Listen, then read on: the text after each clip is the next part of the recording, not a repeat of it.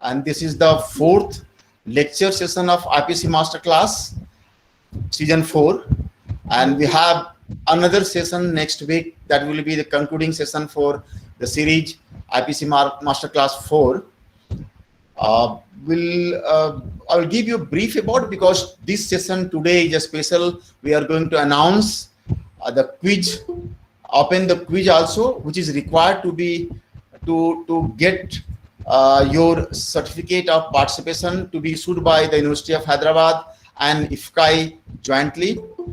So by the time some people are joining, let me show you a couple of things how to participate in the quiz and how can you get your certificate.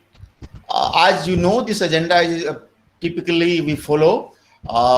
After the introduction, I would request Professor Ranga Reddy to introduce the topic and the speaker. And you all know the speaker this session is Dr. R. Sukanya.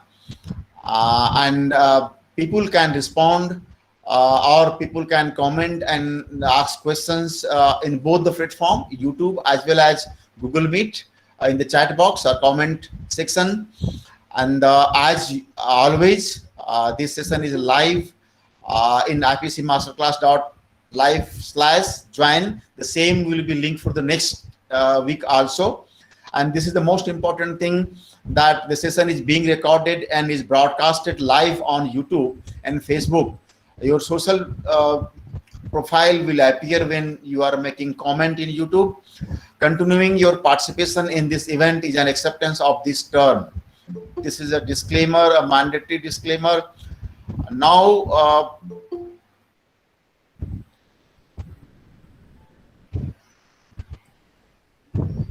going forward, you know that you are expected not to open your microphone and your camera unless until you are just listening. When you are participating, when you are asking questions, making a comment, that time you are free to switch on your microphone and camera. As I said earlier, certificate will be one certificate for entire series of 5 sessions, and one need to participate at least 4 sessions out of 5 and secure 60% marks in the quiz. And this whole video, all video of 5 sessions will be available. Already 3 are available in the YouTube channel of SANMED, youtube.com/SANMED Healthcare. So anybody, anytime they can access that. Now I have a questions for you. Smart guess. I want you to guess because there will be a link for the quiz. So can you guess, anybody, you make comment in the chat box, what should be the link for the quiz? Any smart guess, please? What is the link for attending the quiz? Let me see. Anybody? Google form is, madam, a platform. I'm asking you the link where you can submit your link, the URL. What should be the URL for the link? Any smart guess? Okay, I think this is very simple. You all are familiar with IPC Masterclass.live. You need to put slash and type quiz 4. Quiz 4 is simply for the 4th season of this IPC Masterclass, and quiz, you know that. So this is simple. This is already live. I request you not to attend at this moment, but note down this URL.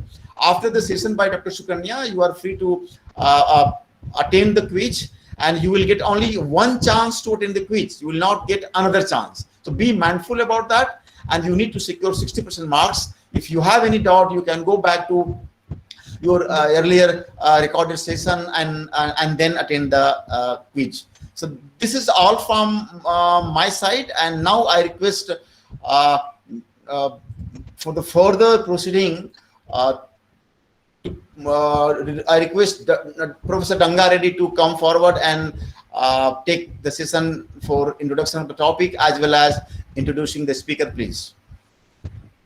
Thank you very much, Pranavji. A very warm welcome to all the colleagues, friends, ladies and gentlemen, whoever is joining from all over the world. this series, as being already talked about in the last three sessions, was more actually to get deeper into understanding of what has happened in the first and what is happening in the second wave, and how to avoid the possible next waves, either that is the third wave or the fourth wave, etc., etc. So, and hence, this IPC Masterclass Season 4 is named as COVID-19 Learning from the Past Waves to Prepare for the Next. That is how we have named it. And for those people who are joining only today for the first time in this season, we had so far three sessions which were dedicated talking about various aspects of the pandemic management, the medical management of it, the public health management of it, and also dealing with all the kind of the infections, secondary infections which happen during this COVID-19 period. So, Professor Murthy has given us a very deep understanding with his first session, where he talked about the first two waves of the COVID-19 pandemic in India, and what are the lessons which we have learned. That was a very deep dive into the epidemiology and the public health perspective of the current pandemic. And the second session was taken by Dr. Anup Warrior, who is a practicing infectious diseases expert, who has given us a very clear understanding of the management protocols of COVID-19 patients, and also talking about the entire spectrum of various medicaments and various agents which were available, arsenal of medicaments which were available for the clinicians in order to deal with the COVID-19 infection or the disease. Then in the third session, Dr. Aruna has talked about the much worrying co-infections and secondary infections, which really caused a lot of turbulence in the medical community, because in the first wave we did not see much of those secondary infections, and in the second wave we started seeing an avalanche of mucormycosis and other fungal infections, etc., which has really caused a stir and havoc in the in our establishments or the healthcare institutions. She has given again a very deep dive into all the secondary infections, and she also talked about the diagnostic procedures in order to ensure that we are going to identify those secondary infections in time, and also we deal with them effectively with objective information available to us. Now, today we are going to talk about another very important aspect.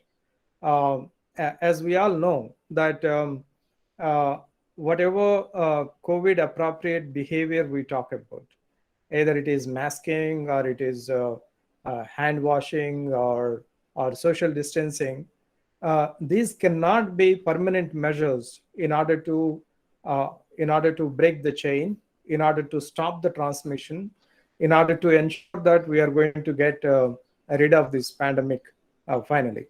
So the only way which looks to be available, which is economical and also which is also time proven, is vaccination, right? I am hopeful that you all agree that at this moment, that is the biggest weapon which is available in the hands of healthcare professionals in order to effectively stop the transmission and stop actually this pandemic, maybe in 6 months or 1 year, whenever we are going to reach that herd immunity level.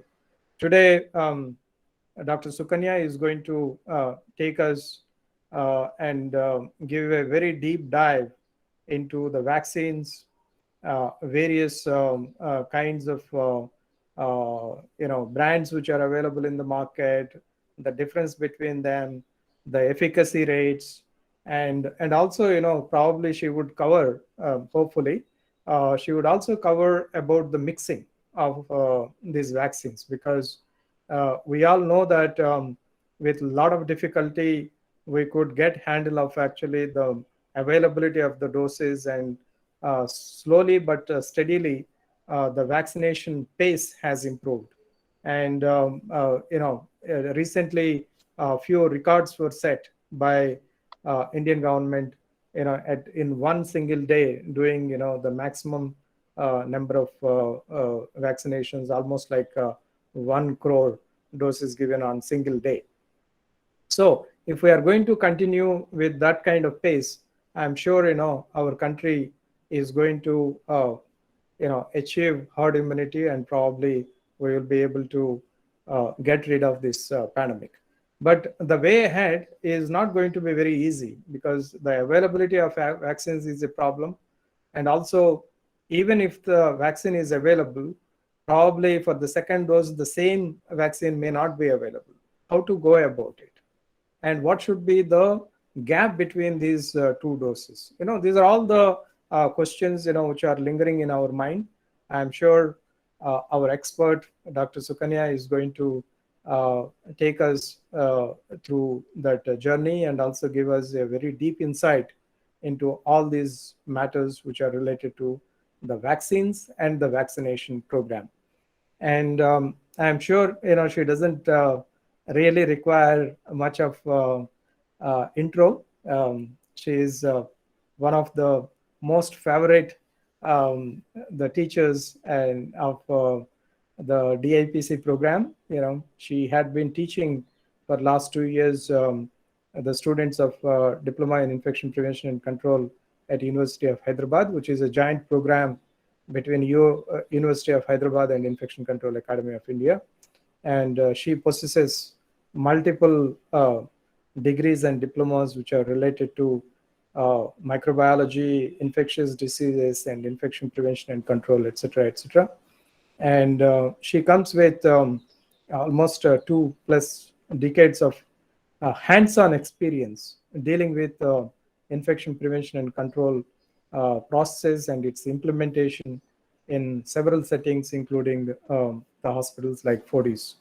I think with that brief introduction, now I request Dr. Sukanya to take over. Ma'am, the stage is yours. Good afternoon to everyone, and thank you, Dr. Ranga Reddy, for that ever generous introduction from your side, and I hope you're recovering well. I would, at the outset of the program, actually like to thank and congratulate IFCAI and SANMED for actually envisioning such a program, such as a masterclass series. It has been a huge success, and especially when we talk about enriching and enhancing knowledge regarding various aspects, especially during this COVID-19 pandemic. So without much ado, I will start my presentation, and the topic, as Dr. Ranga Reddy has already announced, is on COVID-19 vaccines. COVID-19 vaccines is a lot of information, a lot of literature which is so the objectives of this session would, it's very difficult to cover all aspects of COVID-19. So I would specifically be talking about the types of COVID-19 vaccines which are available, right? The immune response. Before we talk about vaccines, we should first understand what is immune response, a natural immune response to infection and vaccine-induced types of vaccines which are available, the immune response, the safety profiles and efficacy of the different vaccines which are now available, globally actually. And instead of, addressing specific, aspects of COVID-19 vaccines, I thought we can present it as myths and questions. Like, there are a lot of questions and myths surrounding vaccinations, especially because these vaccines have been developed pretty fast, to address the pandemic requirements. So we will go on to the actually looking at what is an immune response to a viral infection, right? So we all know that there are two types of immunity when there is an infection. One is what is called as innate immunity, which is already existent, which is inherently present in all of us from birth. Okay, it is a general immediate response doesn't specifically target a specific virus, bacteria, fungus. It is a very broad immune response, okay, and to any sort of infection. That is called an innate immune response. Immune response, because the intensity of this innate immune response actually defines as to how you will actually look at building upon specific immunity. We have adaptive immunity, which is basically a specific response to an infection, okay, and it involves cellular responses, which is T cells, as well as the antibody response. So if you look at this graph, it's a very beautiful graph actually. Okay, it indicates that initially when there is a onset of any infection, okay, there is the first immune response to happen is your innate immune response.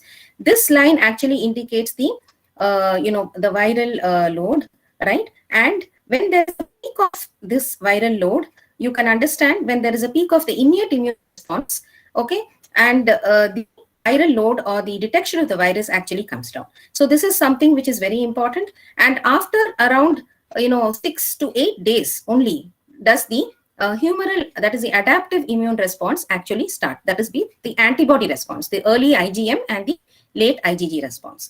Before the antibody response, you have a specific T cell, that is the cell-mediated immune response. So this is, in short, an immune response to a viral infection. Next slide, please. Okay, now what happens in the case of SARS-CoV-2 infections? What is the type of immune response? It is similar because it's again a virus. Okay, so if you look at this is a graph which basically talks about the antibody levels. Okay, but there are a lot of studies in the literature which actually talks about what are the cellular following a SARS-CoV-2 infection, right? So when we talk about level following a SARS-CoV-2 infection, you can see there is an acute immune response with a peak level of antibodies here. Okay, so the early antibody, which is IgM, and the late antibody, which is IgG, okay, do not have much of a gap or a period of difference in timing, especially in SARS-CoV-2 infections. That's one of the important differences in the antibody responses in COVID-19 infections, because generally we say that for IgM response or antibody peaks, and then after a period of 3-4 days you have an IgG response when the IgM comes down. But this is not so in the case of COVID-19, wherein we see sometimes a spontaneous peaking of both IgM and IgG. That is one of the major differences in antibody responses in COVID-19. And after this acute immune response, okay, that means after exposure to the virus, after an acute immune response by the immune system, okay, the antibody titer actually slows down and plateaus. Okay. But what is the blue line? So if you look at this blue line, these are the long-lived memory plasma cells, okay, that produce antibodies. So the antibodies which are produced by the B cell memory cells, okay, those which are going to contribute to what is called as innate memory, those are going to contribute to antibodies even during the acute immune response for around 10 to 20% of this acute phase. Okay, and this immunity by the B cell, that is a memory B cells, are actually going to give long-lived duration of protection. Okay, so there are various studies. There are 2 studies which talk about the long-lived memory plasma cells and how they contribute to the antibody production even during the acute immune phase. And this antibody response, okay, is actually present for up to 6 months to a year in a people who have been infected with SARS-CoV-2. So it's quite a good durable immune response. Please remember that the antibodies which are produced during the acute immune come down, but during a period of time, over a period of 8 months or 6 months to up to even a year, okay, there will be a stable amount of antibodies to SARS-CoV-2 which are being generated by the plasma, that is the long-lived memory plasma. Okay. Now, the other important thing is to look at what are the cellular immune responses in a infection with SARS-CoV-2. So, post-recovery, okay, there are studies which show that 100% of the people who had recovered.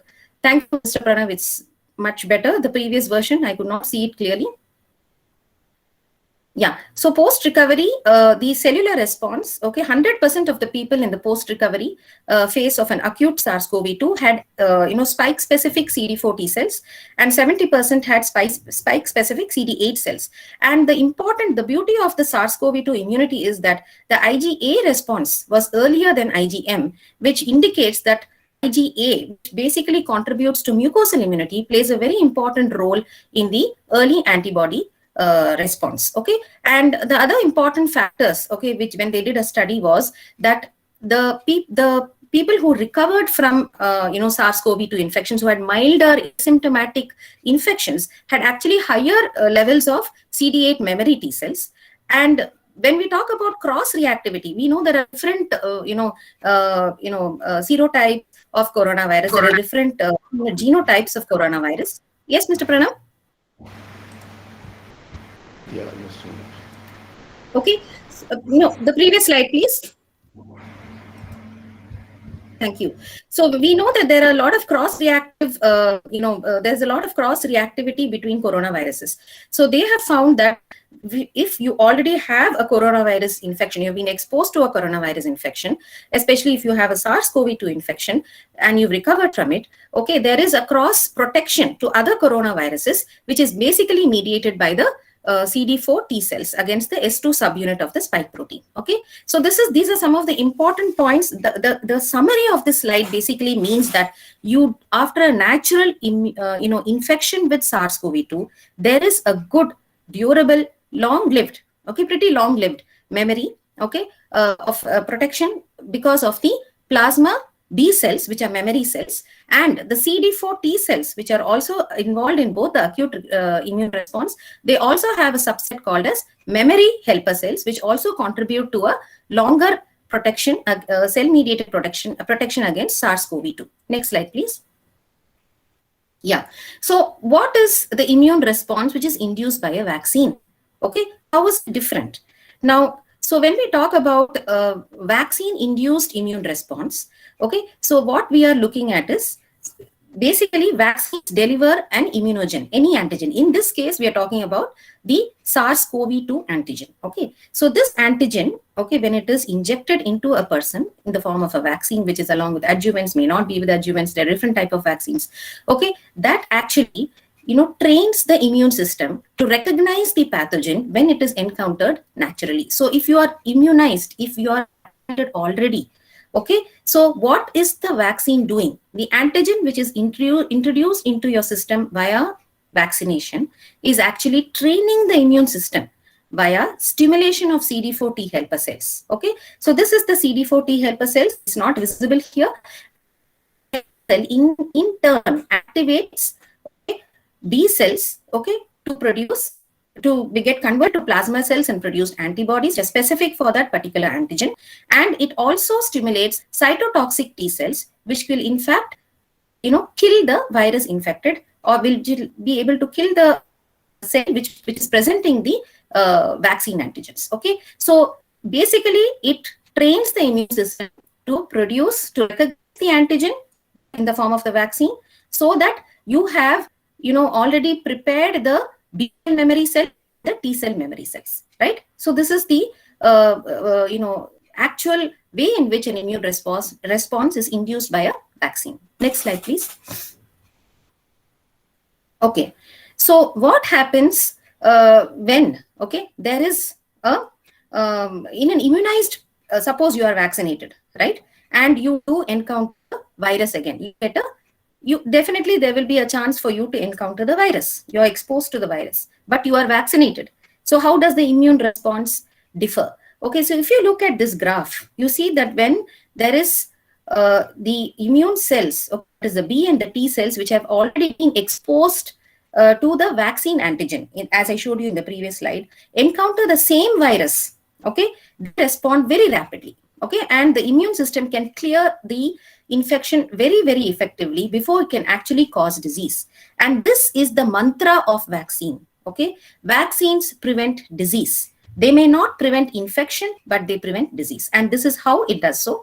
Also, therefore, vaccines, what they do, they use this immune memory, which was what I talked to you about in the previous slide, to protect us from infection. And this immune memory which we have in our systems can occur either because of a natural SARS-CoV-2 infection or because of a vaccination. I hope I'm clear. So this is a response of the immune system in a person who's either been exposed to an infection prior with SARS-CoV-2 or to a vaccine. Next slide, please. Okay, so coming to the actual types of vaccines, it's important for us to remember that there are different types of COVID-19 vaccines based on different scientific vaccine technology platforms, right? So you have the major vaccines which are available for COVID-19 are the nucleic acid vaccines, the protein vaccines, and the viral vaccines, right? So when you talk about nucleic acid vaccines, we have the DNA vaccines, RNA vaccines, viral vector vaccines, and we also have a vaccine which basically works on different names and the companies of the vaccine. All of you are familiar with. I'm not really going into it. Okay, so the DNA vaccines are the Inovia vaccines, right? Which is still in pipeline. Okay, but it basically includes, or the technology here is a gene that codes for viral protein. Okay, this is a DNA which is inserted via a plasmid into the person, and that gene which it carries, the DNA, once it integrates within the cell, it will code protein. So detail regarding these different vaccines in the following slides. Next slide, please. Okay, now let's come to a little bit detail of each of the vaccines, right? So when we talked about DNA vaccines, please remember that the DNA vaccines are made up of small strands of DNA. Okay.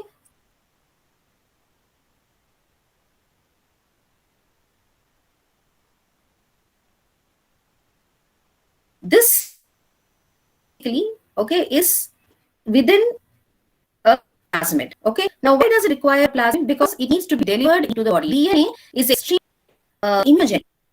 If inject naked DNA into the system, into the human body, then it can get degraded very easily. Okay, and also be extremely reactive. Okay, it can cause a lot of immunoreactivity. Therefore, the strand of DNA containing the gene of interest, in this case, basically we are talking about the gene which is encoding for the spike protein of SARS-CoV-2. That gene, okay, is actually inbuilt within this DNA.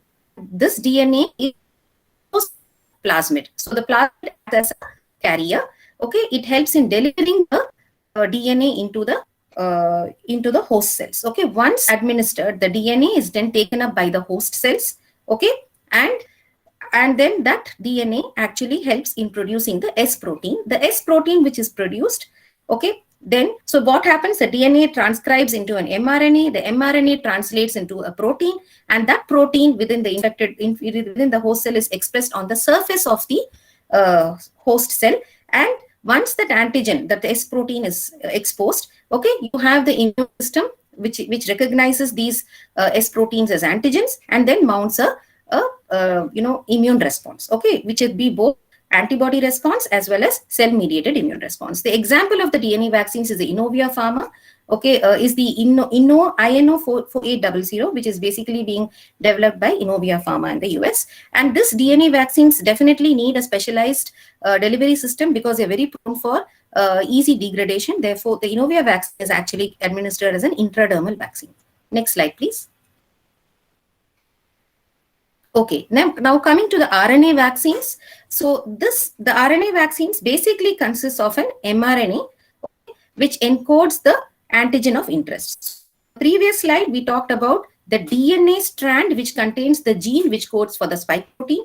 But in the RNA vaccines, we are going to talk about an mRNA which encodes the gene, okay, for the antigen of interest. Okay, so this antigen of interest here is the spike protein. Okay, so this mRNA which contains the gene encoding for the spike protein is placed within a lipid nanoparticle. See, always the nucleic acid vaccines like mRNA and DNA need to be coated or carried by different delivery or carrier molecules. Okay, so in the mRNA, it is a lipid nanoparticle within which the mRNA is placed, and once it is injected, okay, the outer lipid is degraded by lipases.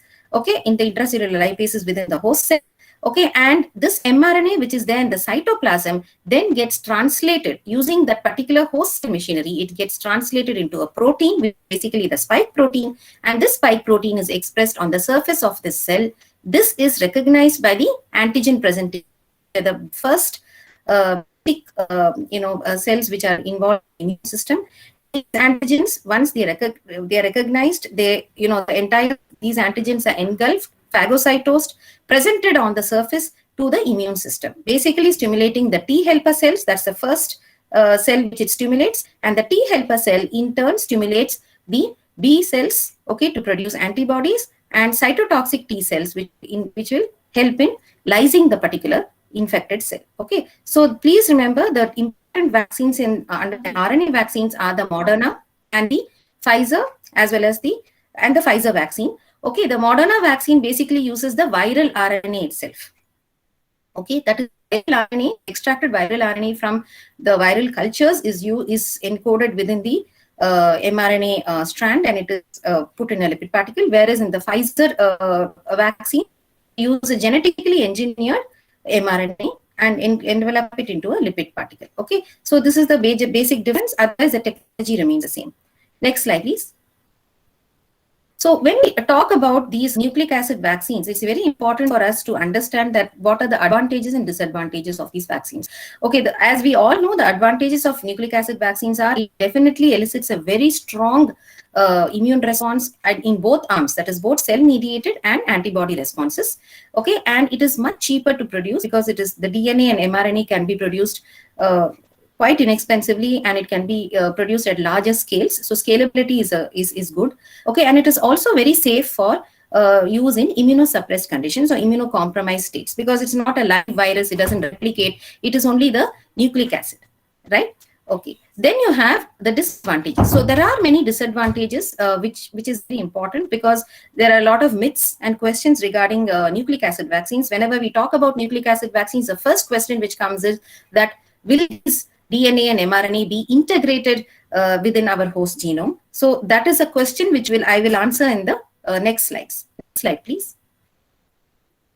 Okay, now coming to viral vector vaccines. So viral vector, the principle is that it uses a non-coronavirus vector. Okay, the vector is usually a non-replicating or a partially replicating virus which is non-pathogenic.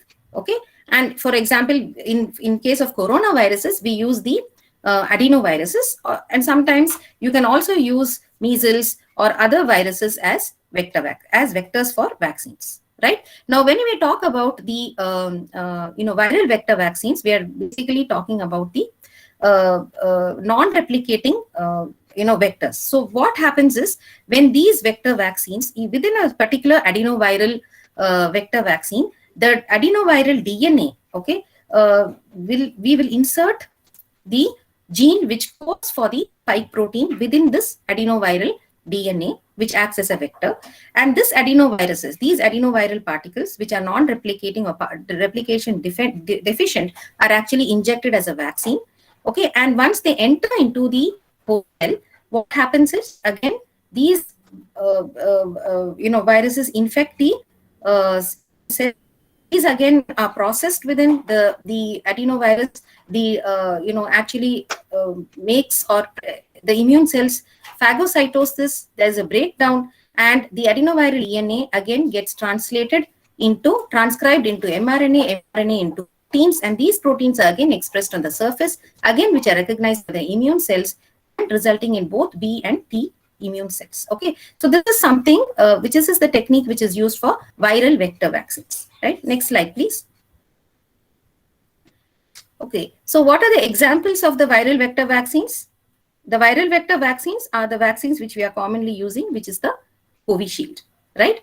Okay, right. So the vector vaccines advantages, and it stimulates a very strong both antibody response as well as T cell response and memory cells. Okay, please remember, it's very important.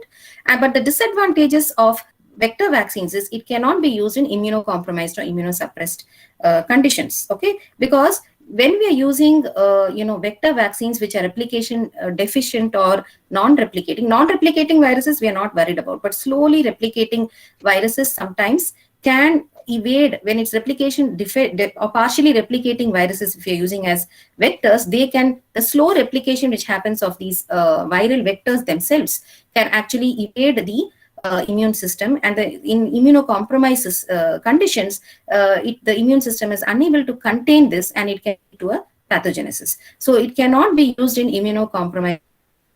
Okay, it is less effective in people with pre-existing antibodies, especially when we're talking about the 3 different vaccines which are now there for viral vector vaccines are the Oxford AstraZeneca vaccine. Okay, you have the Johnson's and the Gamaleya, which is a Sputnik vaccine. All these 3 are viral vector vaccines. Okay, there are differences among these 3 because the AstraZeneca vaccine uses the chimpanzee adenovirus as a vector. Okay, the Johnson and the Sputnik, that is the Gamaleya vaccine, actually use human adenovirus vaccine. So there is an interesting, discussion regarding why, Astra actually used chimpanzee vaccine. So one of the reasons for using, chimpanzee as a adenovirus as a vector was to combat this pre-existing antibody, because many times we are exposed to adenoviruses. Viral infections are very common, okay, resulting in so many conditions like GI infections, upper respiratory infections, okay, etc. And therefore, we will definitely be having some amount of pre-existing antibodies to adenoviruses. Okay, so if you are using human adenoviruses, okay, as a vector, sometimes these pre-existing antibodies can, okay, lead to destruction of the vector itself, which is actually carrying the gene encoding for the spike protein of SARS-CoV, resulting in failure of the vaccine. So this is one disadvantage which Astra actually tried to overcome by using the chimpanzee adenovirus. But again, Janssen's and Gamaleya, that is the Sputnik vaccines, uses human adenovirus, because in those vaccines, okay, the vector is usually non-replicating. Okay, so when you use totally non-replicating adenoviruses, human adenoviruses, the chances of it getting killed actually by existing antibodies. So only a live replicating or partially replicating virus, okay, even as vector, can actually elicit some amount of antibody response. So if it's totally non-replicating, then it will not elicit an antibody response. So Johnson's as well as Gamaleya use these non-replicating adenoviruses, okay, and that's how they were able to overcome, to some extent they are able to overcome the disadvantage of pre-existing antibodies to the viral vectors. Okay, the other disadvantage is it is quite complicated to produce, because you need to actually insert the genes of the spike protein into adenoviral the DNA, okay, and produce it. So it is a complex process. And please remember, all these vectors which we are talking about, whether it is adenoviral, measles, these are all genetically modified organisms, because we are actually inserting a gene of another organism into its DNA. So it is a genetically modified organism, and it does carry some potential risk to environment, and there is a lot of risk management which needs to be done when we are producing these viral vector vaccines. So these are some of the disadvantages of the viral vector vaccines. Next slide, please. Okay, coming to live attenuated vaccines. So we do have live attenuated vaccines. These are the older generation vaccines, are not the newer ones. Okay, the live attenuated vaccines examples are your BCG, measles, okay, OPV, polio vaccine, etc.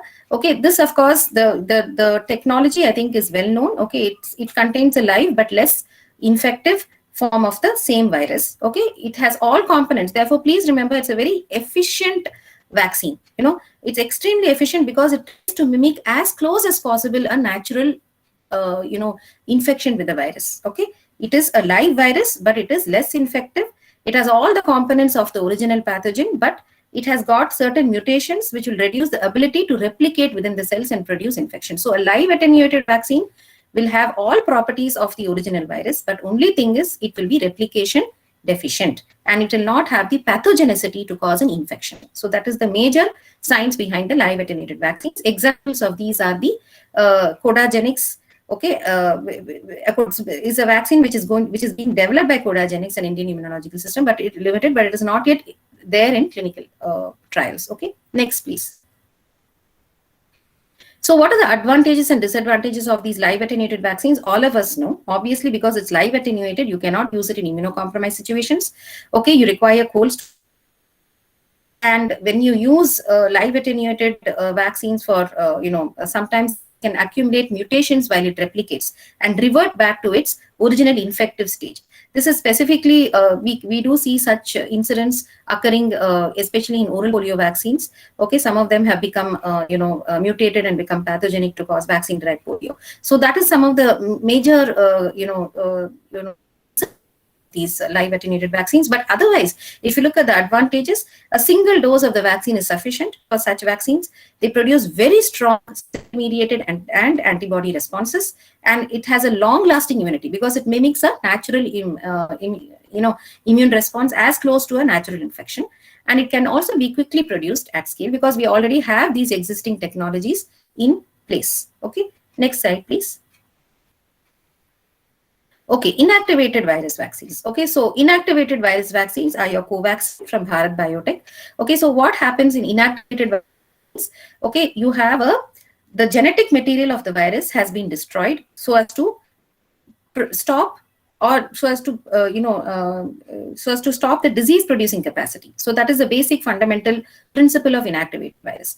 So this inactivated virus cannot replicate inside the body. So that's another important thing. If it is only the killed inactivated virus as a whole virus given, okay, all the antigens are there, okay, for the immune system to be recognized, but it is replication deficient, okay, and it is pathogenic. It cannot cause disease in the host. Okay, so but remember that for an inactivated virus vaccine to produce a good immune response, you need to have an adjuvant, which is a molecule that stimulates an immune system so that it strengthens the immune response. Okay, so please remember, because inactivated viruses cannot replicate like a live attenuated virus. Okay, so please remember that it requires adjuvants. Okay, and these vaccines, okay, whole inactivated or killed vaccines, okay, please remember it induces only antibody mediated immune response and very little or no cell mediated immune response. Okay, so that is one of the disadvantages of inactivated virus vaccines. Examples are the Covaxin from Bharat Biotech and CoronaVac, which has come today in the papers for pediatric use, especially from 3 years to 17 years. Okay, in this particular pediatric age group, CoronaVac is also being looked at for pediatric use, which is also inactivated viral vaccines. And you have Sinovac and Sinopharm also. Next slide, please. Okay, so advantages I've already told you. The killed inactivated virus has safer, fewer side effects as compared to live attenuated, obviously, because it is replication deficient, it is non-pathogenic. Okay, it has there is no chance of it causing any sort of infection. The next is advantages: it can be stored at room temperature because it's a killed virus, now unlike the live attenuated viruses. Okay, and the disadvantages are that because it is killed, okay, it requires an adjuvant, otherwise it may not be able to elicit a very strong immune response. Therefore, you require more than one dose, you require an adjuvant, and you also require specialized biosafety level facilities for production. Okay, and sometimes, very rarely, one of the disadvantages which we do see in inactivated killed whole virus vaccines are that sometimes the shape of the antigens, okay, inactivation, when we do inactivation of a virus by heat or chemicals, it may alter the shape of the antigens, okay, and maybe, or the protein structure of the antigens may be slightly different from the original version, and this may not generate the correct immune response against the specific pathogen. So this is some of the of the killed inactivated vaccines. Right. Next slide, please. Okay. Now coming to viral subunit vaccines. So what are viral subunit vaccines? Basically, these vaccines use the antigen of the virus. There is no genetic material involved at all. Okay, here, right? Only the antigen of the virus is used as a vaccine. So in the case of coronavirus, the viral particles, especially when you look at spike proteins, they are extracted, okay, made into a vaccine and then injected. So once these antigens, the viral antigens, subunits, are actually injected into the host cell, these are taken up along with an adjuvant. Please remember, whenever you use these vaccines, subunit vaccines, you definitely require an adjuvant. Okay, and these, once they are injected, they are taken up by the antigen presenting cells, processed, presented to the T cells, again and invoke a immune response. But please remember that this sort of viral subunit vaccines, again, okay, evoke only or mainly an antibody mediated immunity. There is no cytotoxic T cell or T cell memory immunity in these sort of vaccines. Okay, so this is very important. So whenever you choose a vaccine, whenever you talk about a vaccine, it's important for you to remember what sort of immune response, okay, we are looking at. Is it going to be both cellular and humoral? Okay, for certain specific pathogens, humoral body response is more than enough to neutralize and to effectively prevent disease. But for many of the pathogens, specifically when we talk about coronavirus right now, we are talking more about cell-mediated immunity, especially the long CD4 and the CD8 T cell memory cells and all, which are involved to a large extent in infection. Okay, so please remember that this vaccine mainly induces antibody-mediated immunity, and we require adjuvants. Some of the vaccines which come under this particular group are the Novavax. Okay, but advantages are that it is safe to administer and it is also simpler and cheaper to produce. Okay, next slide, please. Okay, now we have another interesting virus called the VLP, that is the virus-like particles.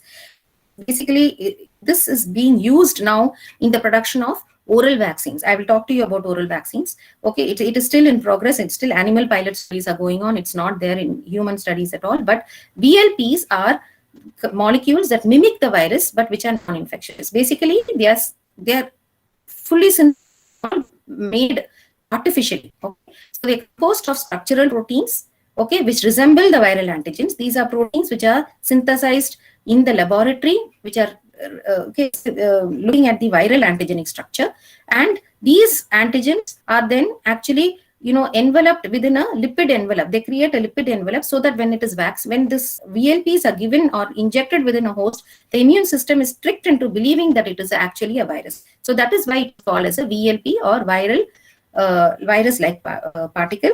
And this, please remember, VLPs can invoke a very high immune response because of the repetitive structures. Okay, they are able to invoke a very high immune response, both antibody and cell mediated.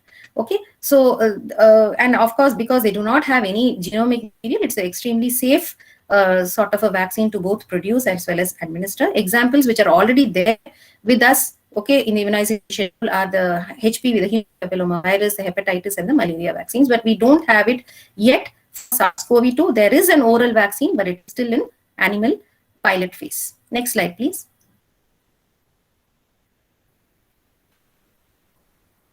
Okay, then you have this. Okay, so split virus vaccines, basically this vaccine is made by cutting the virus. So you have the coronavirus as it is. Okay, you're not inactivating it, you're not treating it with heat or chemicals. Okay, the whole virus as it is, but it is split. Okay, it is cut, it is split. So what happens? All the fragments of the virus are present in a random way. It is it's a form of mixture, but it cannot produce disease. But it can evoke an immune response because all the antigens, all the proteins of the virus are intact. Okay, so this is again a split virus vaccine. The vaccine which is available right now with us, not for corona, is the influenza vaccine. We don't have a vaccine for the corona using this technology. Okay, next slide, please. Okay, I'm not going to go on through this slide. It is a summary of all the vaccines which I have talked about, basically looking at all the nucleic acid vaccines, the protein vaccines, and the viral vaccines. Okay, and it also gives you what are the doses which are required for each vaccine. Okay, each vaccine, some of them require 1 dose, some of them require 2 doses. The interval between the doses also varies depending on the type of the vaccines, Okay, and it also talks about the type of immune response each of these vaccines actually elicit. And the most important part of this table is the efficacy of the vaccine. So when we talk about efficacy of each of these vaccines, please remember it is about preventing disease, not infection. Okay, so there is specific efficacy. If you look at the nucleic acid vaccines, please remember they have a very high efficacy, okay, in preventing symptomatic infections, okay, and even more high efficacy in protecting against death, okay, and severe form of disease. They also have, especially when you talk about the Pfizer vaccine, it has around 88% effectiveness against symptomatic disease of Delta variants and 96% effective against hospitalization with Delta variants. Okay, so if you look at this table, it gives you a summary of all the effectiveness of the efficacy of the vaccine. I'm not going to deal with it in detail. Okay, it's quite a bit, but it is important for you to have a comparison, but please don't get into the details. Whatever vaccine is available for you, okay, and which is safe for use as per your medical conditions, you need to use it.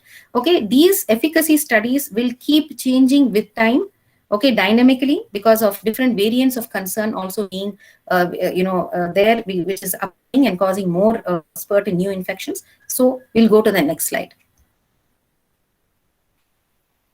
Next slide, please. Yeah. So why do we require 2 doses? Okay. So when we talk about it, we have seen that the vaccines require only a single dose, whereas some mandate 2 doses, particular intervals. Some of them say at 21 days, some at 28 days. Some say you can, we have to give it after, 12 weeks, right? So why, first of all, 2 doses? Because when you give the initial dose of the vaccine, it elicits what is called as a primary immune response. Okay, so this happens when the patient or the person gets exposed to the SARS-CoV-2 virus for the first time or gets the first dose of the vaccine. Okay, so the primary immune response when you get the first dose of the vaccine is slow. Okay, it is weak. Okay, so there is an initial lag phase, after which only after that is why whenever we say a person has been vaccinated, we want to look at the antibody titer for the particular person after the first dose. It takes around 10 to 14 days for antibodies to actually peak and to be detected. Okay, so it takes some time, it is slow, and the titer is also not very high, it is only weak. Okay, because it takes days for the immune response to generate those B cells which can produce antibodies and the T cell response also. Okay, so basically this initial immune response actually is very important in generating the memory T cells and the memory B cells. Okay, immune memory is actually built during the first dose of the vaccine. Now, the second dose of the vaccine, if you take what is called as a secondary immune response, we need to take it because, okay, if there is suppose you get an infection after the first vaccine also, okay, it actually acts as a booster, right? Or if you are taking the second shot of the vaccine, then both of these, secondary infection or a second dose of the vaccine, stimulates what is called as a secondary immune response. So please remember, the second immune response is much stronger and much faster. Okay, the antibody titer rises very high and very fast, much faster than the first primary immune response. And there's a higher, in addition, more and more memory B and memory T cells are also produced, which strengthen the immune memory against SARS-CoV-2. And that is why, for strengthening this, of boosting the memory of the immune response, okay, we require a second dose of the vaccine. Okay, next slide, please. Okay, now coming to newer methods of immunization, we have these two. Please remember, these intranasal and oral vaccines are all in trial. Okay, it's not even in human trials. The intranasal vaccine, okay, trial by AstraZeneca Oxford, and it's based on a poultry virus. It was like a technology, a virus which has been designed to produce the spike proteins of SARS-CoV-2. So we inject this poultry virus, which is a non-pathogenic, harmless virus. Okay, we insert basically this virus, it's a recombinant DNA technology which we use here, and this will be, once it is inserted inside the body, it produces a spike protein, and that will help in actually presenting the cells. And at the nasal level, it actually elicits a very good IgA response. Okay, it is still in animal studies, but in animal studies it is found to have marked decrease and a stoppage of the viral shedding. Okay, the next is the oral vaccine, which is developed by the Oravax, and which is an Israeli-American company, and the Indian Primas Biotech. Here again, studies are going on. This evokes both systemic, that is both IgG, IgM, as well as an IgA mucosal immune response. So this vaccine is again still in animal pilot studies. Okay, and it is developed using the VLP technique, that is a virus-like particle technique. Right. Next slide, please. Okay, the most important part of my presentation or my session today is the questions and the myths, which we are going to answer. Next slide, please. Okay, now, if everyone is vaccinated, will this be or indicate the end of the pandemic? Okay, so please remember that, okay, coronaviruses are here to stay as endemic viruses. We cannot eradicate SARS-CoV-2. Okay. Now, if we are going to, if you feel that what will be the key factors to make this SARS-CoV-2 an endemic virus? That is what we need to understand. So we definitely end the pandemic situation, but we are going to convert the pandemic into an endemic infection. Please remember that. Okay. So if Please remember the vaccines which we right now have, okay, against coronaviruses, against the SARS-CoV-2, is not going to block, is not so efficacious that it is 90% effective in blocking transmission. It is very efficient in preventing disease or severity of infections or symptomatic infections. But blocking the transmission is there are still studies which are going on. It has not reached a 90% effectiveness. Okay. So, which we need to ask is, does the immunity from vaccine or infection wane? Wane means decrease. Yes, that is why we need a second dose of vaccine. Okay. So if we do take a second dose and we boost the immune system and produce more immune memory cells, then block transmission among people who have been vaccinated, so that, or transmission from vaccinated to non-vaccinated or from non-vaccinated to vaccinated, can the transmission be blocked? That depends upon the efficacy of the vaccine to block transmission. Okay. Now, if the efficacy of the vaccine to block transmission is more than 90%, then you need to vaccinate at least 55% of the population. Okay. And along with that vaccination coverage, along with that, you also have to practice, other non-pharmaceutical measures, public health measures such as social distancing, hand hygiene, etc. Okay, then only you can actually achieve something called as herd immunity. Otherwise, it is not possible. Another model, okay, this is a model by Alexandra. Okay, in this particular reference, it's a beautiful study. According to this model, if a vaccine can block 90% block transmission, then 67% of the people need to be vaccinated or immunized. Okay, if you are going to remove all social distance, going to remove all lockdown restrictions, right, and stop all social distancing and public health measures. So remember that this is not a very ideal situation. It is not achievable. Okay, and we still don't have vaccines which can block 90%, which are efficient to block 90% of transmission, right? So therefore, we are going to look at a condition or a state wherein the pandemic will not end, but it will be converted into an endemic situation. So if you look at here, can the vaccines block transmission? Yes. Okay, then is the vaccine, yes, if it can block, then what should vaccine coverage? Is it enough in order to achieve herd immunity? That question we have answered. Okay, if no, if it cannot block vaccine, if the vaccines cannot block transmission, then can vaccines prevent severe infections? Yes. Yes, that is something which has been proven with existing vaccines. Yes, we have, right? And if it does so, then it will continue to be in endemic circulation. Okay, and it will prevent and definitely help preventing severe infections. Okay, so it will just continue to produce mild to moderate infections in the people and remain as an endemic infection. Okay, right? Now there is another question which is asked, which is very important here. Okay, does immunity wane with immunity from vaccines wane with time? Okay, now there are two parts of this. Okay, now why does it if they say no, it doesn't, the immunity from vaccines does not wane.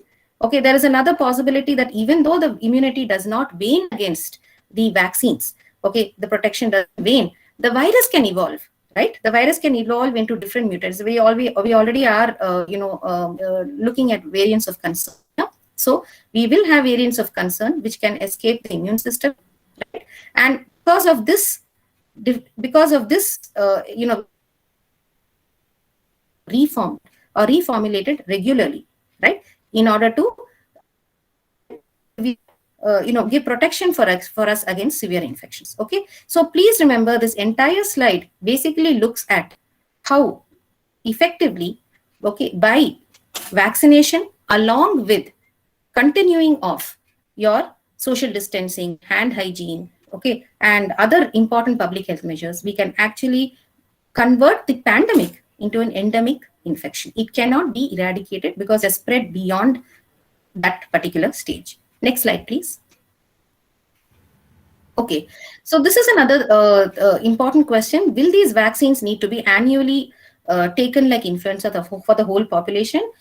Most of the scientists, as per this survey, if you look at the particular survey, which is, talks about whether the question was, okay, which of the three biggest factors would SARS-CoV-2 into circulation if it became endemic? Okay, so basically the major thing all the scientists are worried about are the immune escape by variants of concern.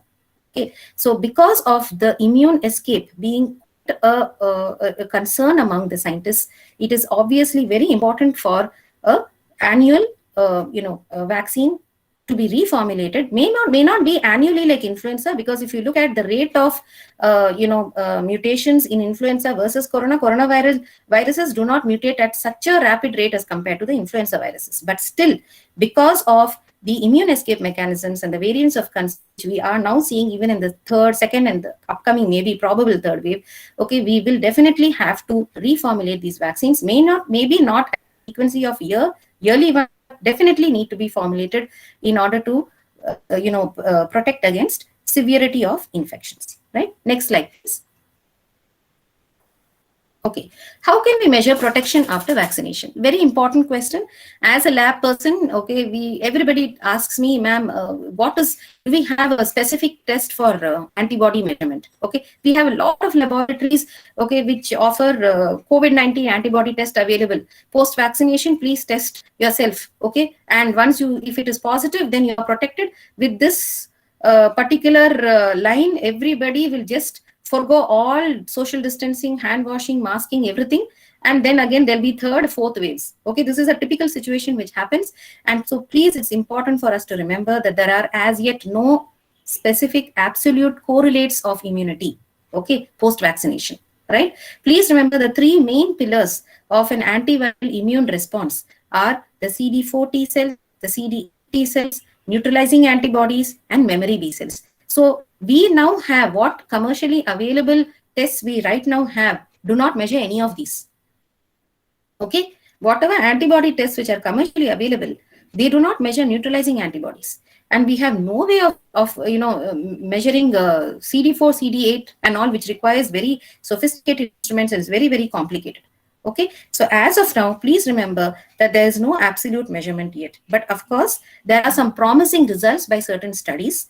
Okay, especially the Australian study, which talks to us, okay, basically saying as to how the quantification of neutralizing antibody. Now, what we are doing in the laboratory, commercial laboratory, is not neutralizing antibody, but there are specific neutralizing antibody tests which are available, okay, which have to be done in biosafety level 3 and 4 level labs, because they require live viral cell culture, cell lines on which neutralization assays should be done.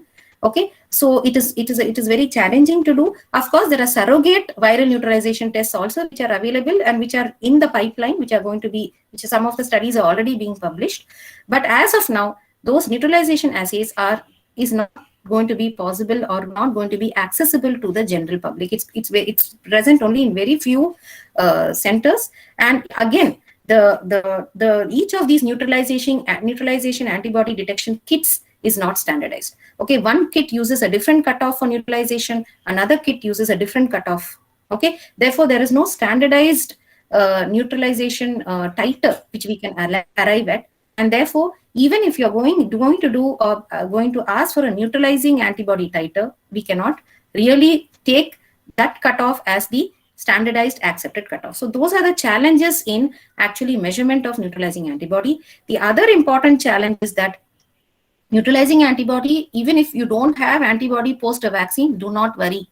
It doesn't mean post vaccine you have no protection, because protection or immune response is not measured only by antibody. Please remember, I'm again and again telling this, it is by 3 or 4 different immune correlates. You have antibodies which are should be neutralizing. You will have CD8 and CD4 T cells and memory B cells. So post vaccination, you are definitely protected. You cannot measure, okay, this protection post-vaccine by just doing a COVID-19 total antibody test. That is the summary of this slide. These are some of the important studies which have done. This is a very promising Australian study, but again, there are a lot of limitations in this study as well. Okay, next slide, please. Okay, do vaccines prevent infections? I've already talked to you about it. No, they do not prevent infections, but they prevent disease. Please remember.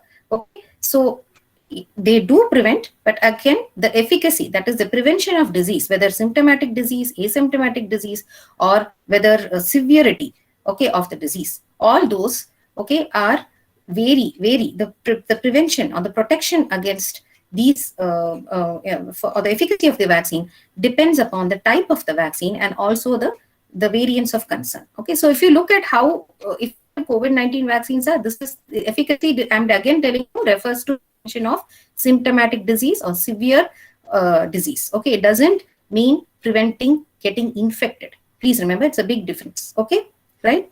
Next slide, please. And whenever we talk about vaccines, now we have only the parental vaccines with us. We have only intramuscular, intradermal vaccines. Typically, these parentally delivered vaccines will always, most of the time, elicit systemic IgG, IgM responses. They do elicit some amount of IgA, but that is very less. And what we require, okay, to prevent actual infection, prevent infection from corona or SARS-CoV-2, any viral respiratory infection, is the abundance of good neutralizing IgA antibodies in the mucosa, in the respiratory mucosa. That is not yet given. That sort of immune response is not yet given by any of the parentally available vaccines. Okay, right. Next is, can I stop wearing my mask and social distancing once I receive my COVID vaccine? I am protected, right? You are telling me that I cannot think I know a single dose of vaccine protects me from disease. Okay, so remember that the virus typically enters through the nose. You are not going to it is not protect you from getting an infection. There are so many breaks which we have seen post-vaccination. Okay, but in most of these breakthrough infections, please remember that yes, these infections have not been very severe, or which have required hospitalization, or which have required death. Okay, so that is something which you need to be very aware of. Scientists have yet to determine if our immune systems are able to fight at the level of mucosal immunity. The vaccine will only prevent sickness. Okay, and it is still possible to carry enough of the virus. Okay, after reinfection, if you are post-vaccinated and you get an infection, it is still possible for you to carry the virus in your nasal mucosa and to shed it and to cause transmission of infection. Therefore, please remember, you are not to let go of the other important measures such as public health measures like masking and social distancing, even if you are vaccinated. Next slide, please. Next slide, please. Okay, how will I be benefited if after vaccination I still get COVID infection? I already told you, it prevents, decreased, definitely there's a decreased severity of the infection. You are not going to get a severe COVID infection, okay, which is going to lead to fibrosis of the lung, and long-term complications of severe COVID is not going to happen to you. There's a decreased transmission because, as I told you in the previous slide, in this slide, if you see, why is there a decreased transmission? So there are different studies which talk about the role of viral load in transmission. We have seen that viral load measurement is a good proxy for infectiousness or transmissibility of the virus.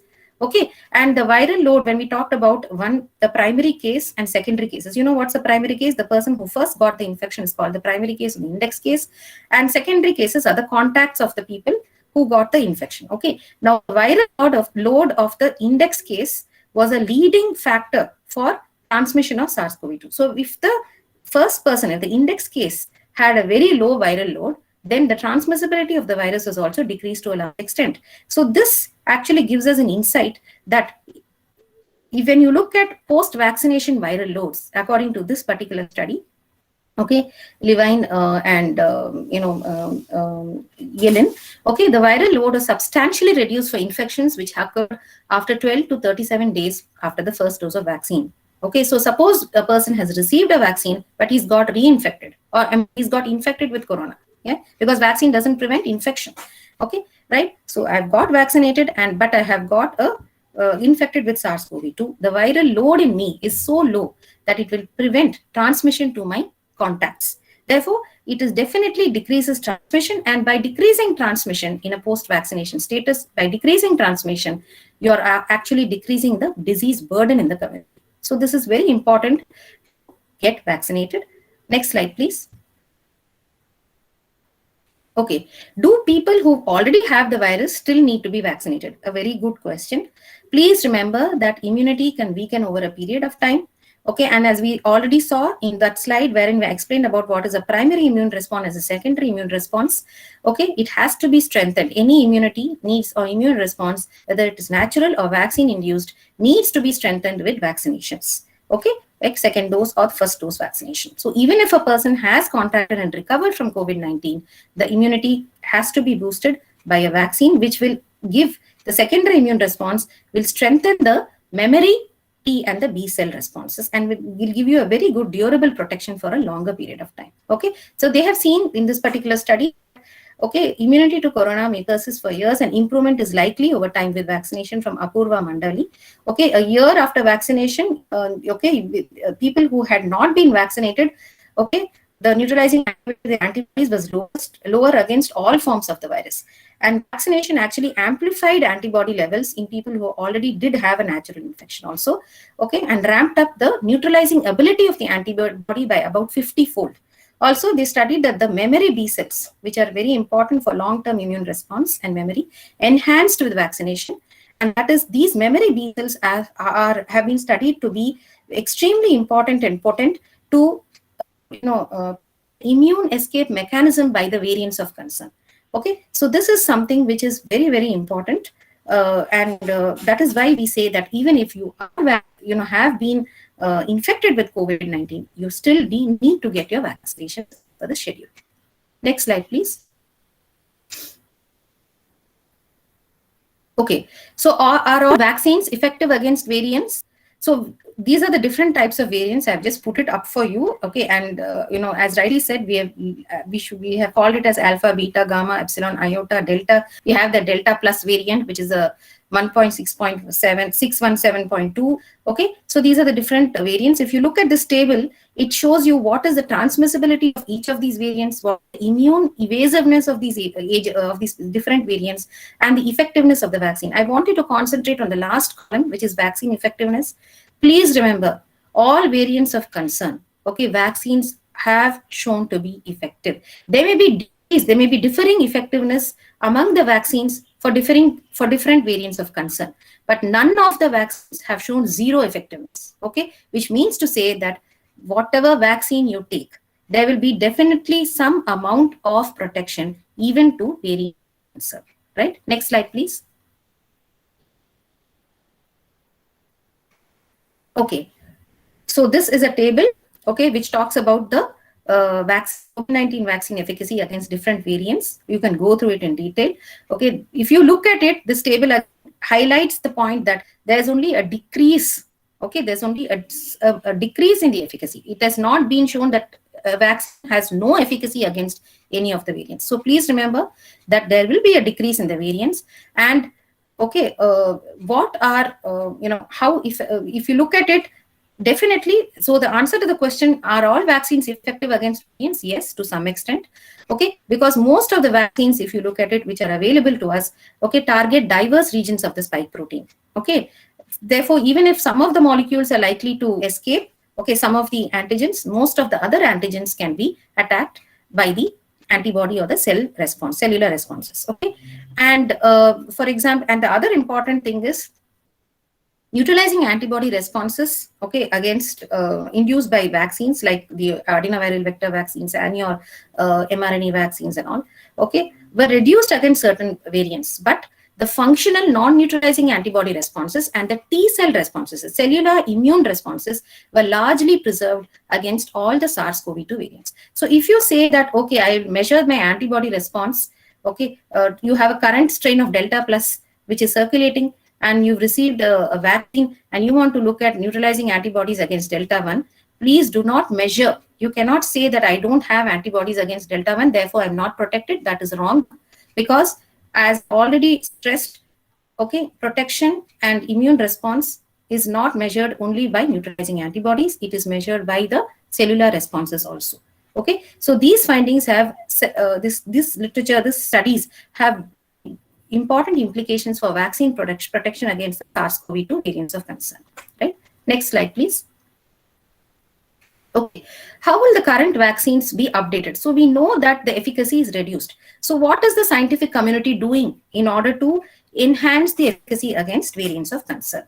So here we have 4 or 5 important points which I would like to elaborate a little bit. One is the updation of existing vaccines. Already many of the companies their vaccines in terms of the genes which they instead of inserting a gene or using a gene only for the spike protein, coding only for the spike protein, let's target various other regions of the spike protein, include more domains of the spike protein, or even include other antigens, okay, other proteins of the virus. Okay, so that is one thing. So modifying the spike proteins which are incorporated, use of multivalent vaccines, that's what I said. Okay, include both new that is the derived and the variant proteins, okay, the genes coding for the new and the variant proteins, and the old antigens. So you are combining old and new proteins together and formulating a vaccine. Okay, the other one is using whole virus kill vaccine. So the advantage of whole virus kill vaccine is you have the whole virus. It's not only, you're not going to give a vaccine which will only elicit a spike antibody or cellular response against spike protein. So when using the whole virus, what happens? A larger platter of antigens being presented to the immune system.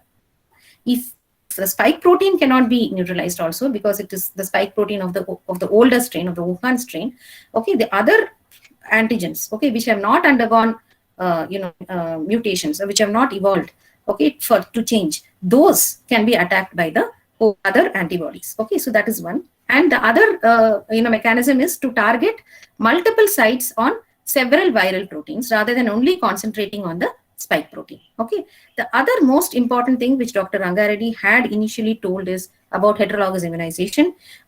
Heterologous immunization is by using different vaccines. For the first dose, you use maybe Astra. For the second dose, you can use Moderna vaccine. Okay, so you can shift between a viral vector vaccine and a DNA or a mRNA vaccine. So you can do this sort of heterologous immunization. Okay, and there is a German study which basically talks about the how effective heterologous immunization is against variants of concern. Okay, they found that there was an increase in the B cells which are specific to spike proteins. Okay, and this corresponded with enhanced neutralizing power against all variants of concern. The second was an increase in the S-specific spike protein specific CD4 T cells, and also increase in the IgG antibodies against the spike protein by nearly 11.5-fold. Okay, so this is the advantage of using a heterologous immunization schedule. That means using two different vaccines in the first and the second dose. The importance is the enhancement of the IgG spike proteins by a significant number. Okay, increase in the CD4 T cells, and the most important is that the B cells which increased by heterologous immunization actually helped in protection against the variants. So this is the take of the study on heterologous immunization. These are the ways by which the scientific community is looking at updating not only the technology but also strategies to overcome the immune evasiveness of variants of concern. Next slide, please. What is the duration of protection after vaccination, right? So this everybody asks. Please remember, post-vaccination, the immune response is very similar to post a natural infection with SARS-CoV-2. Okay, so in following a natural immunity, they found that is infection following immunity following a infection. Okay, the immune memory, okay, is present for at least 5 to 8 months post symptom onset. Okay, which indicates that a natural immunity against SARS-CoV-2 infection lasts for at least 5 to 8 months, and it is very durable. Okay, now the post-vaccine immunity is also very similar to the natural immunity. It provides long-term duration of protection, and it is quite similar even in the anti-IgG, the IgA responses are as in the natural immune response. So yes, definitely it offers a very good long-term duration of protection, but as per the schedule, whichever vaccines require a booster, it is necessary to take it. Next slide, please. Okay, what are the adverse effects of vaccines available? Please, I want you all to concentrate that the adverse effects which are reported for vaccines, for the COVID-19 vaccines, are very negligible. Okay, right? So if you look at if you look at this table, it actually talks about, we have viral vector vaccines like your AstraZeneca, okay, wherein they've told that, you have neurological illnesses. Some of the people have presented with, transverse myelitis and multiple sclerosis. There are several explanations, theoretical explanations given for each of these adverse effects.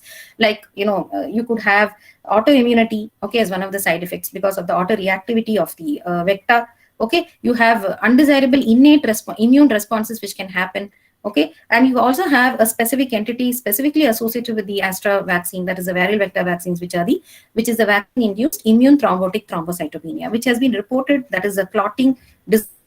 There are explanations for this. I'm not going to go into the details of it. But if you look at all these adverse effects, and if you look at what is the incidence of these adverse effects, you will understand that it is minuscule, okay, as compared to the benefits of the vaccine. Okay, if you look at serious harm due to vaccine side effects, it's only in a younger population, it is slightly higher as compared to the older population. It is 11 in a 1 million that these adverse effects can happen. In 25-year-old population, and in a 55-year-old population, it occurs only 4 in a million. Okay, so this is the level of negligible adverse side effects. It is not that we need to say that it is negligible, so we will, just ignore it. There are specific methods by which you can actually address this. You can actually take a proper history. Okay, and I'll come to it later. Next slide, please. Right. So when you talk about the mRNA vaccines, again, there are anaphylactic reactions. There are certain cardiac deaths which have been reported with Pfizer, Moderna, etc. And these are again, specifically because of autoreactive antibodies resulting in autoimmune myocarditis, anaphylaxis, etc. But again, if you look at the type of or the incidence of anaphylaxis reactions, it's very, very less. And there is a method by which you can take a proper history of allergy to contrast, history of allergy to any other medication, etc. And if you look at this table, it's very clearly said that what is the incidence of anaphylaxis because of mRNA vaccines in people with the history of medication or history of contrast. It is very less. It is very negligible.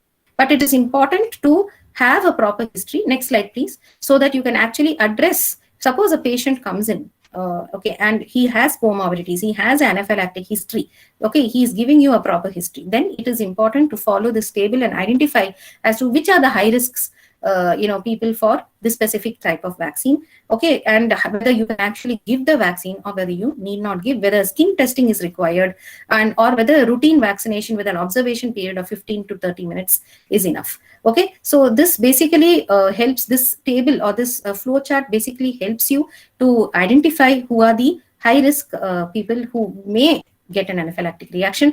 Please remember, the viral vectors or the mRNA or the DNA by itself not cause anaphylaxis. Okay, it is mainly the adjuvants and the other additives which they use in the vaccine. Okay, like especially if you look at the PEG or the polysorbate, those are the additives and the adjuvants which actually to which people are actually allergic and in whom anaphylactic reactions can happen. Okay, so the strategies to reduce these adverse events following immunizations are, the first important thing is to label, okay, medical legally label these vaccines, tell that they could be, there is a risk of autoimmune reactions which could be proven to be fatal. Identify risk factors for thrombosis, especially when you're talking about the viral vector vaccine, as in the case of the vaccine. Cutting the vaccine dose in half, in fact, also helps to a large extent, a simple strategy which will help in reducing risk, and also at the same time it can help stretching the vaccine supplies. Focus on innovative technological methods, okay, in the case of designing of the mRNA, so that the autoimmunity or the autoreactivity of the mRNA vaccines is decreased, okay, and have a strict post-vaccination surveillance system so that any serious adverse effects can be picked up by this system, especially among those who have contracted COVID-19 after vaccination. So we will now go on to explain this phenomenon, which is called as antibody dependent enhancement. Okay, why do some people have serious adverse effects, okay, especially when they have contracted COVID-19 after vaccination? Okay, let's go to the next slide, which talks about antibody dependent enhancement. Please remember, this is an important situation only theoretically, right? We know a lot about antibody dependent enhancement, illnesses, severity of infections and all that, but it is a theoretical possibility. Okay, the benefits of the vaccine far outweigh this theoretical possibility. Now, what is antibody dependent enhancement? That means there is a question: if I am vaccinated with COVID-19, okay, am I more prone? And if I get a breakthrough infection, that means I get infection following a vaccination. Is that infection going to be extremely serious for me? Okay, so this it is not. Okay, it will definitely not be. Okay, the major reason for protection of a vaccine is to protect against severity of infection. There is a small entity, which is what I'm explaining, called as antibody dependent enhancement, which it's a very minimal risk. Okay, and it is also not proven that the severity of the infection has happened only because of the post vaccination status. Okay, so this antibody dependent enhancement is a phenomenon wherein post vaccination, okay, there are antibodies which are produced, but these antibodies are, okay, non-neutralizing antibodies. That means they do not attack the virus and cause death of the virus infected cell, but they attach to the viral, to the viral proteins. Okay, and once they attach, suppose you are, obviously you will have these circulating antibodies in your system, and if you get an infection post vaccination, the infection, that is the virus, once it enters into the host cell, okay, these antibodies will go and attach to the viral proteins, okay, and it will prevent the virus from getting neutralized. So instead of neutralizing the virus infected cell, okay, there is a enhancement. Actually helps the virus, the antibody which are circulating in your system because of the vaccine, helps the virus to actually get inside and infect the cell.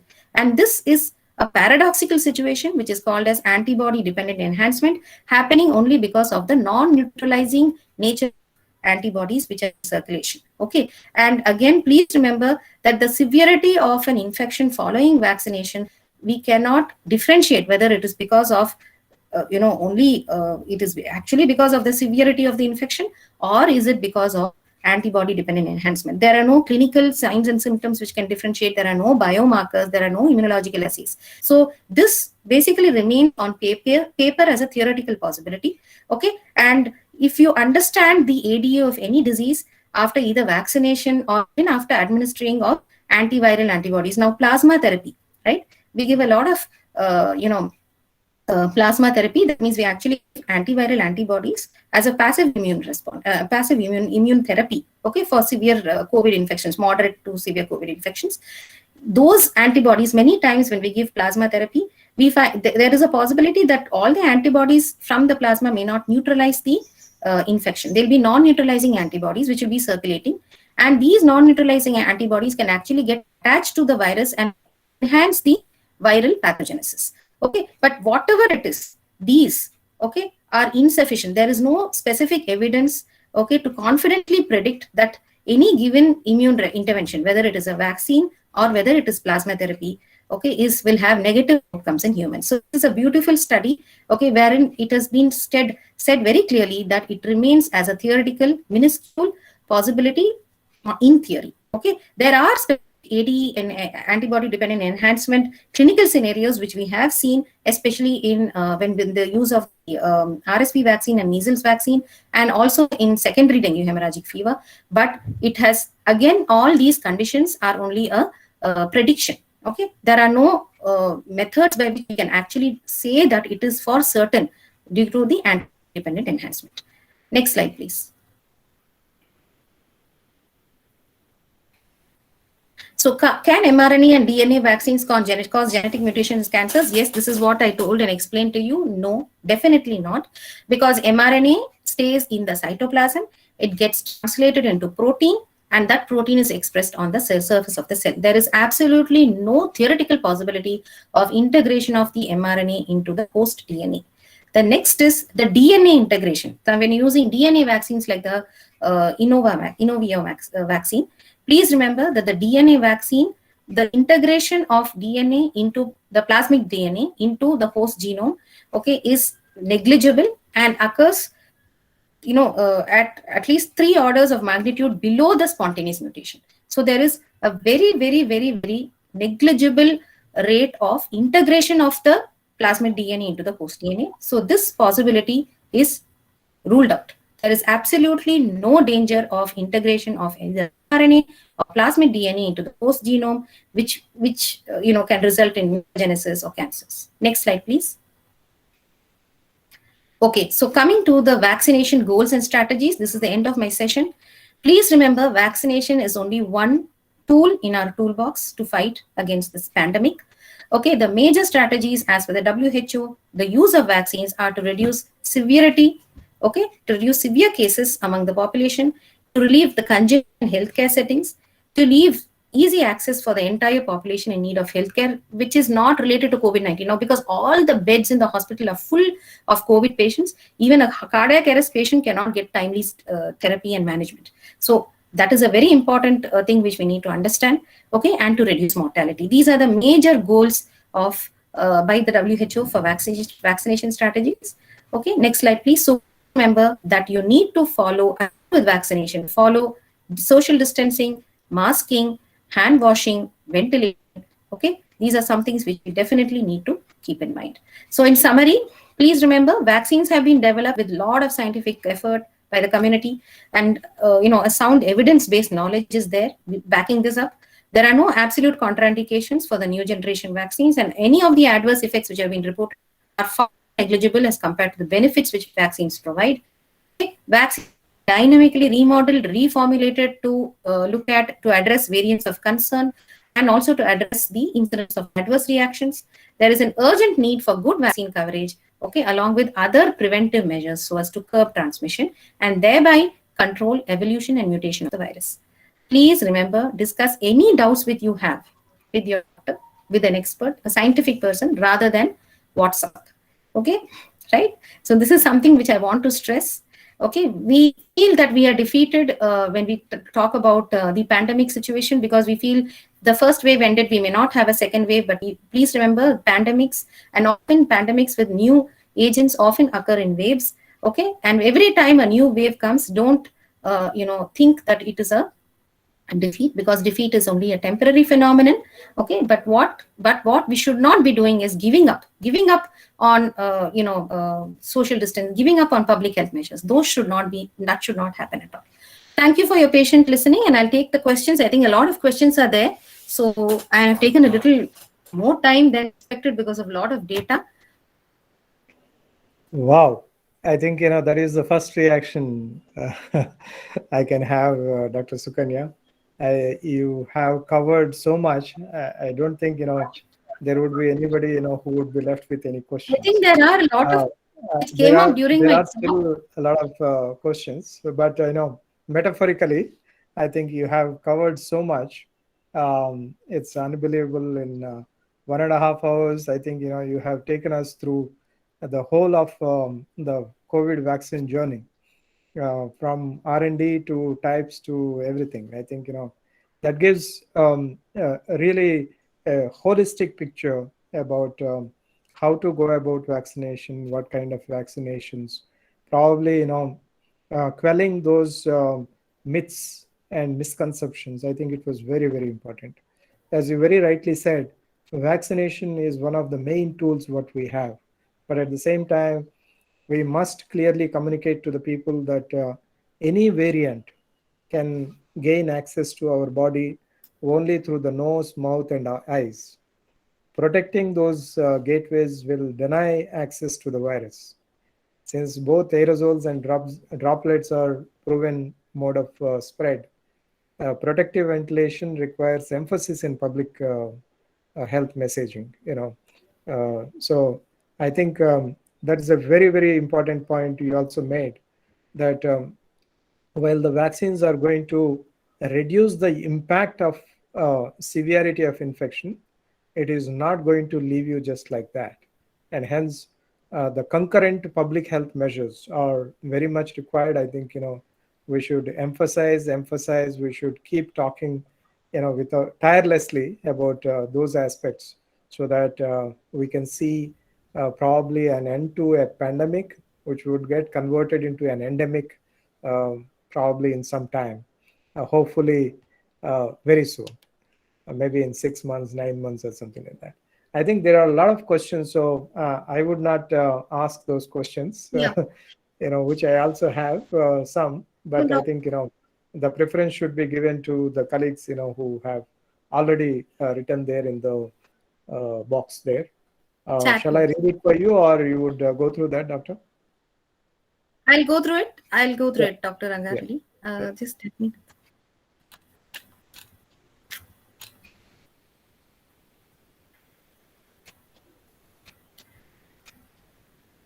Okay, I think this is by Dr. Raksha. Is post-vaccination testing recommended by any guidelines right now, despite wide availability of commercial? Yeah, so it is not recommended. In fact, the FDA has issued a strict advisory saying that please, antibody testings are not recommended for evaluating the efficacy of vaccines. Okay, that answers that questions. What's the purpose of these tests otherwise? So the purpose of these tests, basically, when you put where exactly you put these tests is basically when you're talking about administration of monoclonal antibodies, right? So in a patient maybe who has who's recovering from COVID-19, and if you want to administer monoclonal antibodies, then you really, like for example Regeneron, then you have to really look at whether the antibody titers in that particular patient is so high enough that it may actually interfere with your monoclonal antibody therapy. That is the only role of wherein antibody testing plays a role. I can actually think of only that reason. That is the other thing, and we are getting a lot of queries after these tests are voluntarily being done by many patients and doctors themselves. Yeah, that is so basically Dr. Raksha has asked that. See, this is a common thing which everybody has a doubt. Everybody post-vaccination wants to get an antibody titer. I've told you very clearly that the antibody titer tests which are commercially available are only testing the total antibodies, right? There is no differentiation of whether those antibodies, even if they are spike protein antibodies, all spike protein antibodies are not neutralizing antibodies.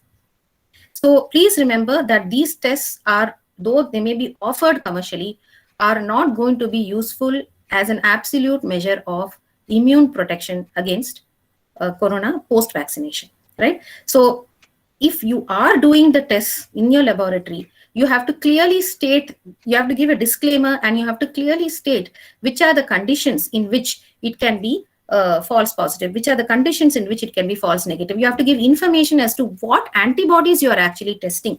Okay, you also have to take when you report an antibody, titer report for for COVID-19, you have to take into account what vaccine they took, what is the time, which is whether they've taken only 1 dose or 2 doses, what is the time of testing post the vaccination dose. So keeping in mind all these the history and the information for the particular patient, then we need to talk to the patient and tell them very clearly that this is not an absolute test for measurement of immunity, right? So if you really ask me, the only role this antibody testing plays is when we need to give monoclonal antibodies to the patient, right? Okay, so Dr.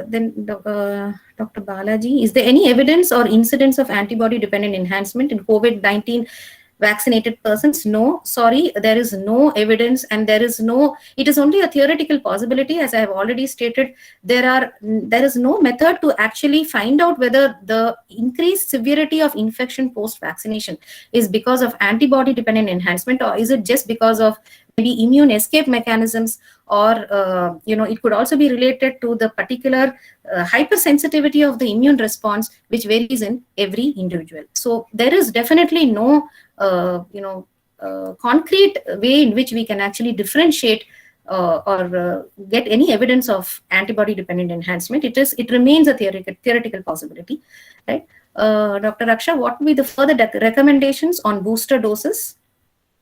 Many of us healthcare workers have received our first dose in Feb or March with a 4-week gap. So I think the question is,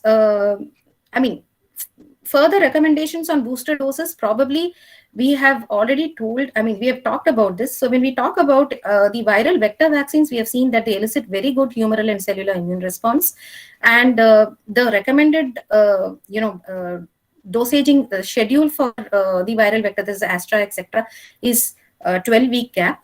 Okay, but it's not necessary that see again the reason why there is an increased duration between the first and the second dose was again a theoretical possibility that there could be a pre-existing there could be antibodies which formed to the viral vector which is used in the case of Astra, because of which if you give the second dose within a gap of 4 weeks itself, then antibodies which have formed due to the adenoviral vector can itself interfere and with the delivery of the interfere with the vaccine technology, and it can bring down the immune response, or it may not be as effective as expected. But again, please remember that most of these adenoviruses which they use, in case of Astra, I've already told you that it is a chimpanzee, okay, adenovirus. Again, the chimpanzee adenovirus, therefore you will get a more higher antibody response because it's a foreign, adenoviral vector. But please remember that most of these vectors are replication deficient or partially replicating. So for a fully replicating adenovirus only, you will have a very good antibody response. But for most of the vectors which are used in these vaccines, they are usually replication deficient or partially replicating. Therefore this the decrease in the immune response because of a shortened duration of the second dose may not play a very big factor, right, in decreasing the potency. So what is the recommendation for persons? Dr. Dilip, what is the recommendation for persons who are infected after the first dose?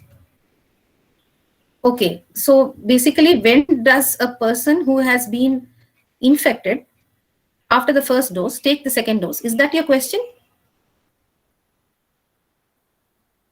I think so, right? What is the recommendation for persons who are infected after the first dose? Recommendation for Dr. Dilip? vaccination. Yes, ma'am. Recommendation for vaccination, yeah. vaccination. Those who have received earlier first dose and will then vaccinated. Huh. Some of them were even got 2 doses and also got infected. So okay. Now, as per the CDC guidelines, Dr. Dilip, if you have been infected, right? Once you come out of you finish your isolation or your quarantine period, you can safely take the vaccine. Yes, whether you have taken the first dose or you have not yet been vaccinated, if you are infected, once you complete your isolation period, right, or your quarantine period, you can take the vaccine.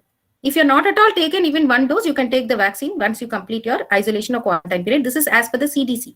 But as per the government, Indian government guidelines, they ask or they recommend to wait for 3 months, which is based on other things rather than, I would say it is based even on the supply logistics and also the fact that those who have already had a natural infection with SARS-CoV-2 obviously are in a better position than those who have not even received any vaccine. Yes, logically speaking. But if you look at it scientifically, or if you look at the CDC guidelines, it says that if you've not received a vaccine but you've got infected, you can take the vaccine after your isolation period ends or after the quarantine period ends. The next is, suppose you have you're infected after 2 doses of vaccinations. What is the recommended duration of vaccination after natural infection? So if you're infected after 2 doses of vaccination, there is no need for you to take any, there's no need for you to do any more vaccinations. In fact, you're a person, you're a superpower person because you had vaccine-induced antibodies, you have T cell memory cells, B memory cells, you have natural induced immunity. So you are extremely well protected. There is no need for the person to actually take another shot or another schedule of vaccinations if he's already being infected and he's already being vaccinated. Thank you. Have I answered the question? Thank you, ma'am. Okay. So Dr. Raksha has asked, would a booster dose be needed in a couple of months for those who have completed 2 doses around 6 months ago? For which vaccine? So it depends. So as I told you, if you have taken Covaxin, which is a whole virus inactivated vaccine, we know very well that Covaxin is like your inactivated polio vaccine, right? So the more the boosters, the better the strengthening of the immune response, right? But if it's a Covishield, which is a viral vector vaccine, then I don't think that you really need to take a booster, unless there is actually no need for a booster after Covishield, right? Dr. Dilip, is it recommended to persons with VTE, that is DVT, to vaccinate when and with what precautions? So Dr. Dilip, I think your question is basically if a person has got a thrombotic phenomenon, has a history of thrombosis. Are you asking me that question? Yes, ma'am. Those who are already having this thrombosis or those who are on treatment for thrombosis, how to vaccinate them? So I've actually see for thrombosis, basically, which is concerning about the Astra vaccine, it is very clear that it occurs in very less people. Okay, so you need to take a call on a personal basis. You need to look at whether on any anti-thrombotic agents and how severe is their risk of thrombosis, right? So that is something which we need to take on a personal call-to-call basis. We cannot generally say that for all people who are having anti-thrombotic therapy, we cannot give the AstraZeneca vaccine. But if you do feel that there is a high risk of thrombosis in this patient, then it is better to use any other vaccine. You can use a Covaxin or whichever other vaccine is available, you can definitely use. What is the Madhuri Maheshwari has asked, what are CDC and WHO guidelines for vaccination after natural infection is COVID-2? I think I've answered this question. Yeah, it can be given after yes, madam. The CDC guidelines. Yeah, fine. Okay. Then Bikash Kumar, can RA patients who have been taking immune suppressant drugs take the vaccine? Okay, so yes, definitely. See, when we look at the viral vector vaccines, obviously, I've told you one of the disadvantages is not to take viral vector vaccines in immunosuppressed conditions. But definitely, they can go in for whole virus inactivated vaccines like the Covaxin. Have I answered that question? Okay. Can a patient who's taking anticoagulant like warfarin be vaccinated? Okay. So, see, so basically, when a person on aspirin, okay, the antiplatelets, generally there is no specific, what do you say, disadvantage. There's no specific recommendation not to take the vaccine. Okay, they can take, but the important is the INR should be, less than 3. Okay, if it is greater than 3, then you need to take a call, and this call has to be taken by the physician, right? Because instead of generally giving a statement, I would generally say that if the INR is lesser than 3, then or greater than 3, that is the defining criteria wherein you need to take a call on whether to immunize with AstraZeneca, the viral vector vaccine, or not. Okay. I think I've answered most of the questions.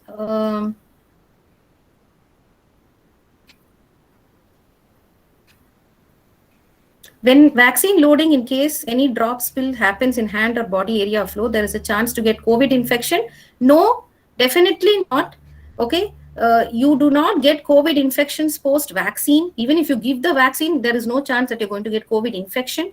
And even if it spills on your body when you're injecting it as a vaccine, definitely there is no chance to get COVID infections, because all these are non-replicating, okay, inactivated or killed vaccines. Okay, and they only contain the DNA or the viral vectors which are replication deficient. Okay, and the entire technology of the vaccine, all happens only within the host cell. The viral vector requires infection within a host cell, then requires mRNA to get transcribed, translated into protein. So definitely no. Yes. Okay.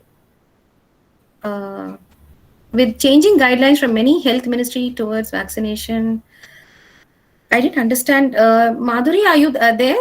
Can you please explain this question? Yes, ma'am. I asked same way, like CDC and WHO guidelines towards time interval. So scientifically, you answered my question, madam. As soon as the person gets recovered after quarantine Yes. period, scientifically he or she is eligible for taking the vaccine.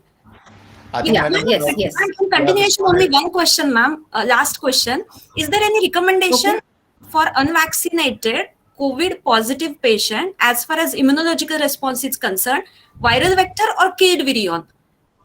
Any vaccine will As do. far as immunological, Yeah.